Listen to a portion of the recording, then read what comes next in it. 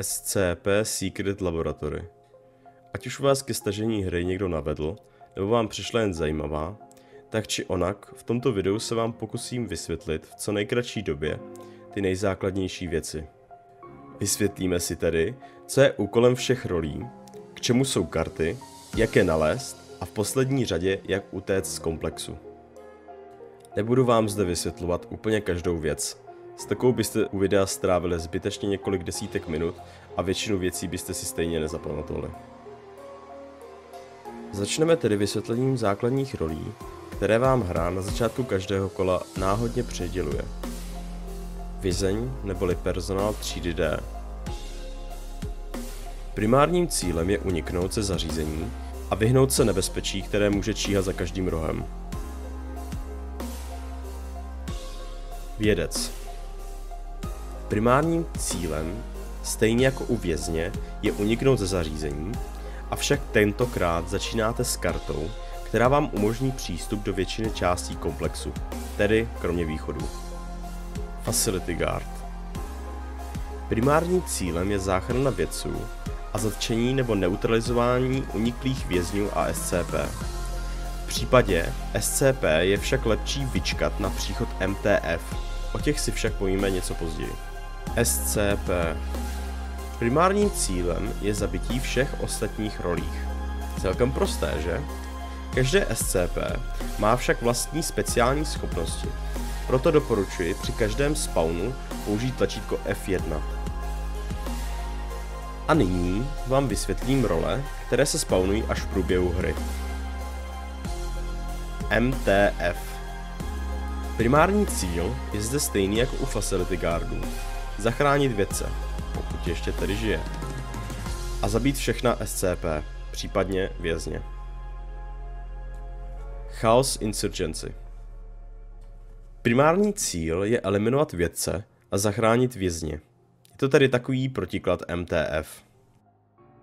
Pokud byste si náhodou nedokázali všechny tyto informace zapamatovat, můžete F1 případně použít při každém spawnu, to vám v pochopení hry rozhodně dost pomůže.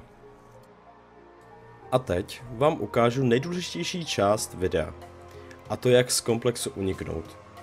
Cestou vám však vysvětlím menší podrobnosti. Pokud vás hra začne bavit, nebude pro vás již problém naučit se ostatní věci přímo při hraní. Nyní vám v tomto krátkém záběru ukážu, jak lze jednoduše utéct z komplexu. Spawn místností je vždy náhodný, nikdo si tedy nemůže předem pamatovat pozice všech místností a všichni hráči jsou tedy odkázáni k průzkumu.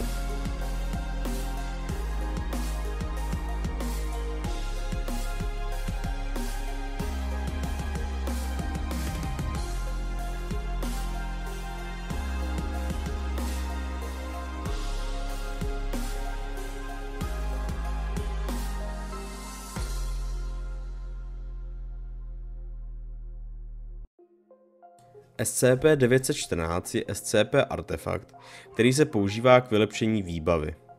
V našem případě vylepšení karty, která nám během několika vylepšení na hodnotě větší než 1:1 získá přístup ke všem částem komplexu. K úniku Light Zóny, místa, kde se momentálně nacházíme, je tedy nezbytná.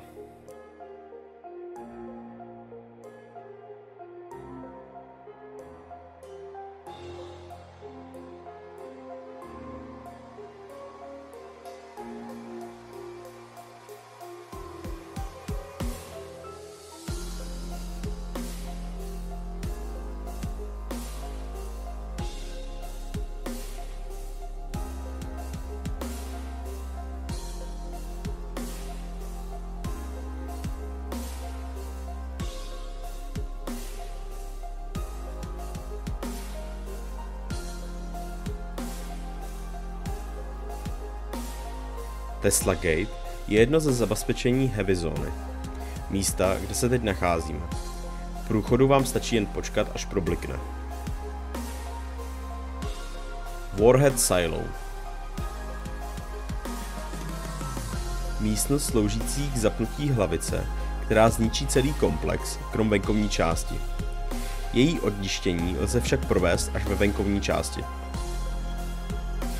Mikro. Zbraň, která vám může velice usnadnit neškodnění SCP. Její spuštění však chvilku trvá. Po komplexu se nachází také různé artefakty ve skleněných výlohách. Ty nám mohou hru velice usnadnit. Entrance zóna. Poslední část komplexu. Zde se nachází pouze interkom, který vám umožní využívat rozhlas a mluvit tedy přes celý komplex. Po nalezení jedné z gatek už vám stačí pouze odemknout dveře příslušnou kartou a utéct tímto způsobem z komplexu.